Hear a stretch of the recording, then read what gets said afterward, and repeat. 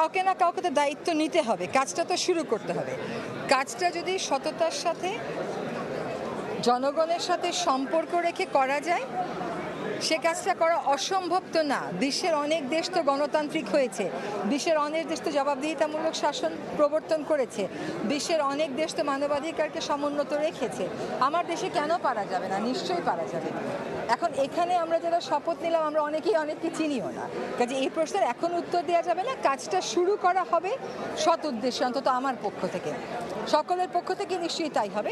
তারপরে দেখা যাক না আমরা কোন দিকে যাই। আপনার একটা ফোর্স হিসেবে স্টুডেন্টদের যে ফোর্স, সেটি আমরা দেখছি এখন ওরা আইন শৃঙ্খলা রক্ষার কাজও করছে। আপনার কি মনে হয় যে আপনাদের সরকারেও ওরা কাজে লাগতে পারে নানানভাবে সংকটে? আমি তো আশা করব যে অবশ্যই লাগবে। একটা দেশে যখন জনসংখ্যার 50% তরুণ হয়, তরুণদের সাথে আমাদেরও কিন্তু সম্পর্ক ছিল না বললেই চলে। কোনো কাজ করতে গেলে তারা যে প্রাসঙ্গিক হতে পারে আমরা তো ভাবিনি।